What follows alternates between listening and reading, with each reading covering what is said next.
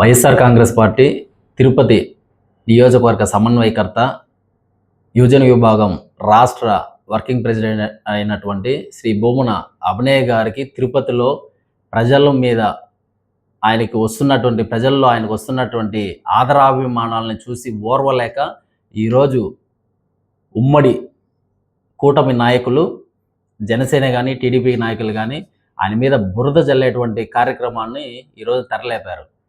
Telugu Desam party Tirupati నగర ప్రధాన కార్యదర్శి అయినటువంటి మహేష్ యాదవ్ అలియాస్ మక్కి ఈ రోజున ఒక వ్యక్తి మీద ఇంకొక వ్యక్తి దాడి చేసినటువంటి సంఘటనని సోషల్ మీడియా మాధ్యమాల ద్వారా ప్రచారం చేసి ఇది కేవలం భూమన అభినయ్ గారే చేపిస్తా ఉన్నారు, కావాలని హింసాయుత రాజకీయాలని ప్రేరేపిస్తున్నారు అని చెప్పి ఈరోజు సోషల్ మీడియా మాధ్యమాలలో ఆయన పోస్ట్ చేయడం, దీనిని టీడీపీ నాయకులు, జనసేన నాయకులు, బీజేపీ వాళ్ళందరూ కూడా దీన్ని విస్తృతంగా ప్రచారం చేయడం ఈరోజు జరిగింది. కానీ ఇక్కడ వాస్తవంగా జరిగినటువంటి సంఘటన ఏమంటే అటు అనిల్ కానీ, జగ్గా అనేటువంటి వ్యక్తికి కానీ, దినేష్ కానీ ముగ్గురికి ఎటువంటి సంబంధం లేదు. ఎవరైతే మహేష్ అనేటువంటి వ్యక్తి అనిల్ రెడ్డి, మా పార్టీ నాయకుడు అయినటువంటి అనిల్ రెడ్డి ఆఫీస్కి నేరుగా మహేష్ అనే వ్యక్తి రావడం జరిగింది. పవన్ అనే వ్యక్తి రావడం జరిగింది. పవన్ అక్కడ ఉన్నాడని చెప్పి తెలుసుకొని దినేష్, జగ్గా వీళ్ళందరూ కూడా అనిల్ రెడ్డి ఆఫీస్ మీదకి వెళ్ళి అక్కడ ఉన్నటువంటి పవన్ మీద దాడి చేసినారు తప్ప అనిల్ రెడ్డికి ఈ దాడికి ఎటువంటి సంబంధం కూడా లేదు. ఈ విషయం మేము చెప్పడం కాదు, సాక్షాత్తు ఈరోజు డిఎస్పీ గారే ప్రెస్ మీట్ పెట్టి చెప్పడం జరిగింది. అనిల్ రెడ్డికి దినేష్ కి ఒకరికొకరి సంబంధం లేదు. ఈ పవన్ అనే వ్యక్తి దినేష్ అనిల్ రెడ్డికి దొరుకుతూనే ఆ సమాచారాన్ని అంతా తెలుసుకొని వీళ్ళంతా అనిల్ ఆఫీస్కి పోవడం జరిగింది. యాక్చువల్ గా అయితే అనిల్ రెడ్డికి జగ్గారెడ్డికి సంబంధం లేదు. అనిల్ రెడ్డికి దినేష్ కి ఒకరికొకరి సంబంధం లేదు. అనిల్ పవన్ అనే వ్యక్తి దినేష్ అనిల్ రెడ్డికి దొరుకుతూనే ఆ సమాచారాన్ని అంతా తెలుసుకొని వీళ్ళంతా అనిల్ ఆఫీస్కి పోవడం జరిగింది.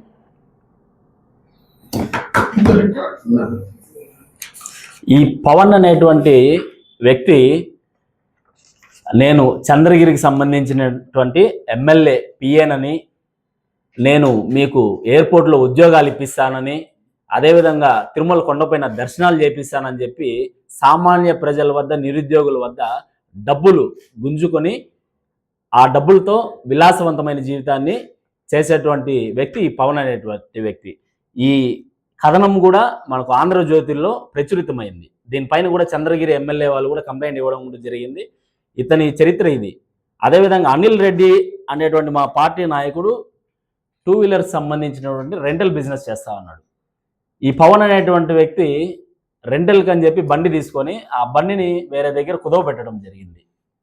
ఈ విషయం మాట్లాడదామని చెప్పి ఆఫీస్కి వస్తే అక్కడ పవన్ ఉన్నాడని చెప్పి ఏదో దినేష్ కానీ, జగ్గా వీళ్ళకందరికీ కూడా అతను చేసినటువంటి మోసాలు, వాళ్ళని ఏ విధంగా వాళ్ళకు కూడా డబ్బులు ఏదో విధంగా వాళ్ళ దగ్గర నుంచి కూడా గుంజుకోవడం జరిగింది. ఆ డబ్బులను అడగడానికి అక్కడికి రావడం, అనిల్ ఆఫీసులో అతను ఉండడం, అక్కడ దాడి జరగడం జరిగింది తప్ప ఈ వాస్తవంగా ఈ ముగ్గురికి కూడా ఎటువంటి సంబంధం లేదు.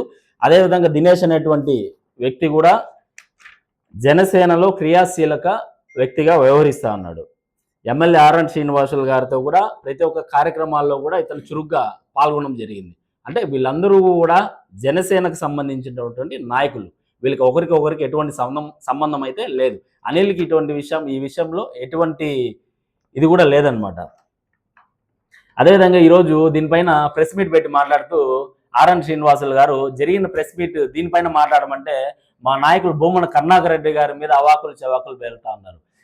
ఒకటే చెప్తున్నాం, ఆర్ఎన్ శ్రీనివాసులు గారికి మా నాయకులు భూమన కరుణాకర్ గారి మీద మాట్లాడే అర్హత మీకు అస్సలు లేదు.